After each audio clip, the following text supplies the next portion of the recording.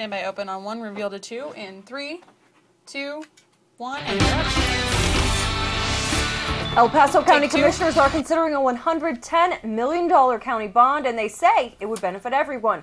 Good evening to you. Thanks for joining us. I'm Amber Downing. The bond's aimed at improving county buildings and vehicles. It would increase taxes by nearly $2 a month. $44 million of the $110 million bond would expand and improve the county jail annex in East El Paso. Another $3.5 million would buy new patrol cars for the sheriff's office. The sheriff says some cars have 200,000 to 300,000 miles on them, and in a lot of instances, it's more efficient to buy a new car than to fix an old one. Open 2, sound up. And so it is a safety issue, definitely for the deputies and potentially for the public if they go out of control and hit a citizen. And we don't want to see somebody hurt or injured for a few dollars when we can replace the car and get a safe vehicle out there. The rest of the bond money would go towards things like fixing the plumbing in the county courthouse and replacing the roof at the sheriff's headquarters. The bond would increase property taxes by $1.96 a month, and that's about $24 each year. The County Commissioners Court will vote on the bond issue in about a month. That's on June 11th. Take 2. Las Cruces City Council unanimously approved a nearly $300 million budget for the next fiscal year. Local Force Juan Gutierrez was at the council meeting earlier today, and he joins us now live with a breakdown of that budget. Juan, what's all included in this budget? And take 1. Amber, this year's budget didn't change too much from last year. The city will fund improvements to infrastructure and purchase new police cars, but with slow growth in gross receipts tax, the city has learned to better manage their spending while still funding the important projects. Open 2, sound up. Today's tough economy, putting together a budget for a city of 100,000 people is no easy task. The city began work earlier this year on a $298.9 million budget for the next fiscal year, which begins in July. The biggest challenge is dealing with slow projected growth in gross receipts tax, where a lot of the city's money comes from. The budget is growing ever so slightly. Our gross receipts tax, not much. We still see some glimmer of hope, but we're confident that it's going to be coming back. Till more money becomes available, the city plans on limiting spending to only the absolute necessities. We're investing in our public safety, of course, infrastructure, cars, and things of this nature. The budget allocates almost $2 million to the Vehicle Acquisition Fund. The city will replace 35 aging police cars and a recently damaged fire truck. They also plan on purchasing 2 new snowplows and 2 sand spreaders to help keep roads safe during winter storms. The budget also provides $64 million to improve infrastructure throughout the city, including maintaining parks and streets. All these projects are being funded while still meeting and exceeding state requirements that force every city to have a 1/12 of their budget in reserve funds in case of emergency. One of the things that we've been able to be successful is doing something that very few cities in the state can do, and that is have twice the amount that the state requires. The city will have more than $14 million in reserves to deal with any unexpected expenses during the next fiscal year. But the one thing not included in the budget are new employees. Yet no cutbacks are expected either. We haven't seen any any furloughs, any reductions in our employees, or any loss of hours applied. 2, no, we're doing well. 1, and you're up. On a side note, during today's council meeting, the city also approved a name change for businesses on Main Street in downtown. Rather than being referred to as a downtown mall, business will be on either North or South Main Street. Reporting live from the studio, Juan Gutierrez, Local 4 News. Thanks, Juan. Las Cruces will no longer issue letters threatening to cut off utilities to red light camera violators who have not paid their fines. A decision was made during a city council meeting today after people called and emailed city representatives expressing their outrage. The city already sent out 5 letters and 4 people have made arrangements, but they believe the 5th person doesn't live in town anymore. Mayor Ken Miyagashima says the city will continue to try to collect that money the city is owed, but through methods other than threatening to cut utilities off. Residents say the punishment did not fit the crime. Open 2, sound up. It's a traffic ticket, and while it needs to be paid and the traffic laws should be absolutely obeyed, a person's water service has nothing to do with that and should not be threatened because of that. Q. The city will look at the Red Flex camera system in general at a meeting in late June. Open 1 white. Las Cruces leaders will talk jobs and the economy in Washington. At the invitation of the White House, Las Cruces Mayor Ken Miyagashima has selected some of the area's top business leaders to join him at a forum with senior Obama administration officials to discuss jobs and New Mexico's economy. The forum will take place at the White House this Friday, where Mayor Ken Miyagashima says they are expected to discuss business opportunities with United Kingdom officials. Open 2, sound up. They like the desert. They recognize the potential that it has, especially with the spaceport, White Sands Missile Range, and then now perhaps possibly Pegasus. And so we invited them also to join us there at the White House, and it's going to be good. Q. The forum was arranged by the White House Business Council and Business Forward, an organization that brings new business leaders into the policy-making process. Well, today, County Commissioners Court named a replacement for former Commissioner Willie Gondara Jr. on the Rio Grande Council Government's Board of Directors. Open one, take it. Commissioner Sergio Lewis will take Gondara's place on the board. Also, Commissioner Ana Perez gave up her seat on the board because she had too much on her plate.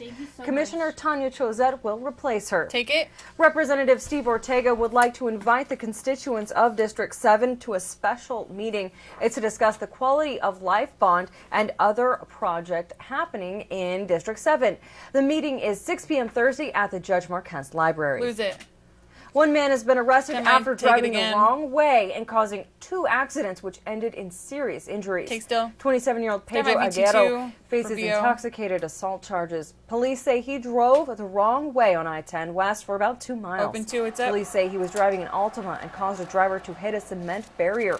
Then investigators say Aguero continued to drive and crashed head-on with another vehicle with 3 passengers inside. The 3 were taken to the hospital with serious injuries. Aguero was also treated at a hospital. After his release of the hospital, he was booked into the county jail. And wipe. This morning, a rollover caused backup on Spur 601 during rush hour.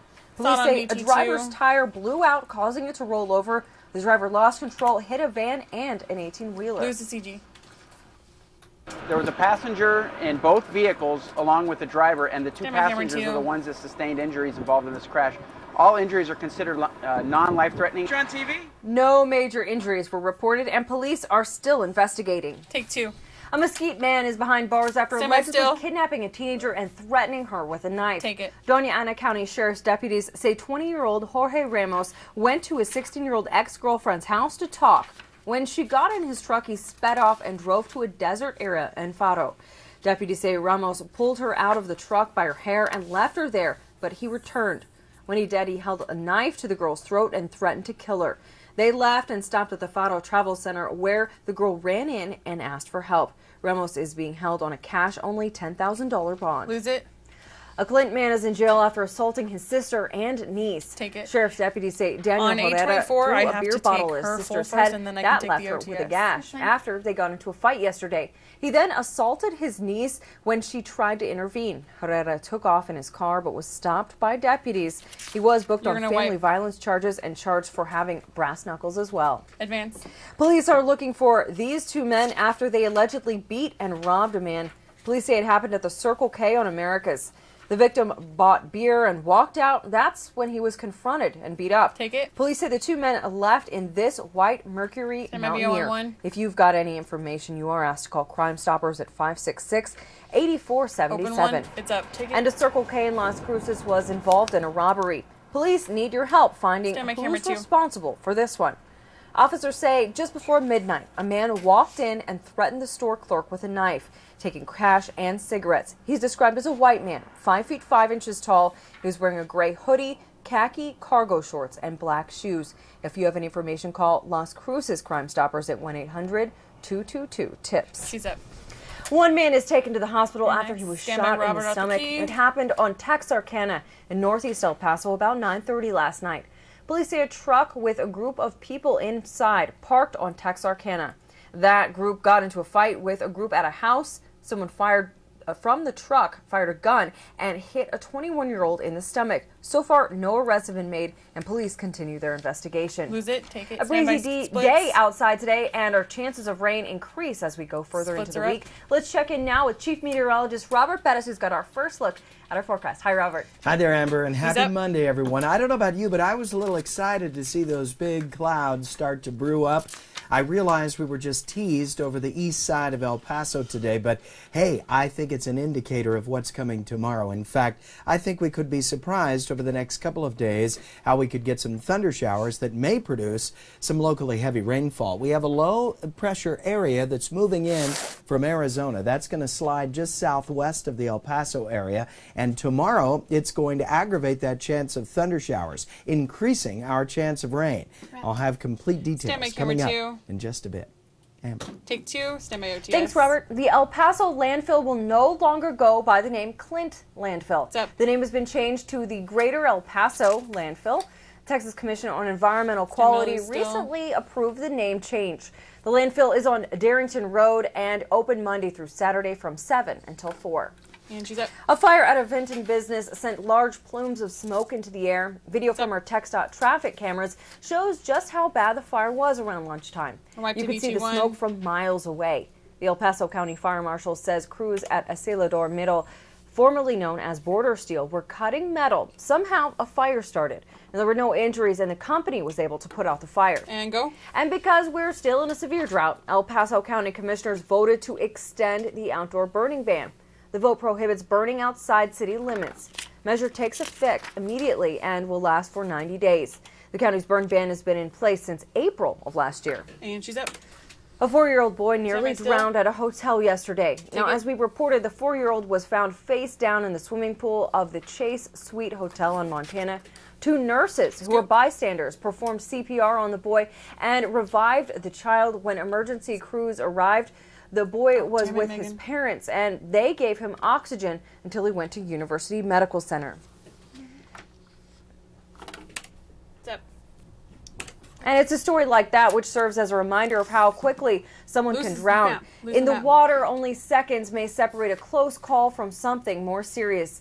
With Memorial Day only weeks away, homeowners are preparing their pools for summer fun. And if they haven't already, Local 4's Chip Maxim brings us a story on why they should. He joins us now in the studio. Chip.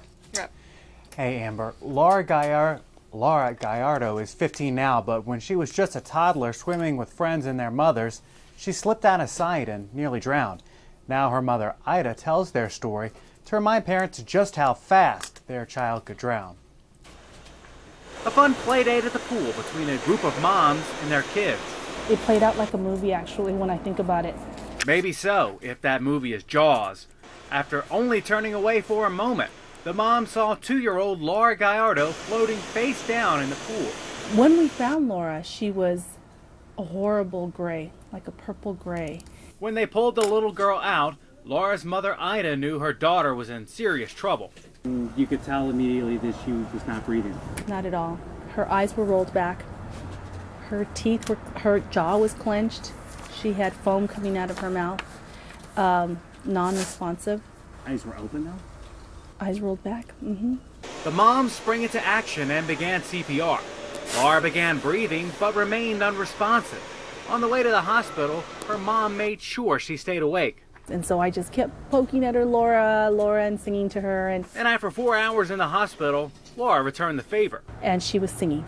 So thank God that she was back. Wright Stanton is with the El Paso Drowning Prevention Coalition. He says by reminding people about safe practices, they've been able to lower the numbers of drownings in the area. It used to be around about 7 per year, and it decreased considerably. But drownings still happen. Many of those are in cases similar to Laura, caused by a momentary distraction. All it takes for a child to drown in your pool is 1 second. As quickly as you answer your cell phone, a child can go underwater without you even noticing. He says even adults should use the buddy system just in case. And all young children should learn to swim. After her daughter's near drowning, Ida Gallardo made sure Laura and her brothers and sisters could all swim. I made sure she wouldn't stay away from the pool. It's almost like I made sure all of my kids would learn to swim. That was a big priority. Yeah, right after I got into swim lessons at the Y, and then I went to private swim lessons, and I always had floaties on, always, until I could swim well. Laura was too little to remember the incident, but as long as she still occasionally runs into one of the moms who pulled her out of the water around town, she'll never forget either. Look, it's Laura. I saved her life. In 3, 2, 1, and you're up. According to the Drowning Prevention Coalition, about 250 children under 5 die in drownings each year nationally. And in a majority of those cases, the drownings happen within sight of one or both of the child's parents. Live in the studio, Chip Maxim, Local 4 News. And she's up. All right, thanks for the heads up.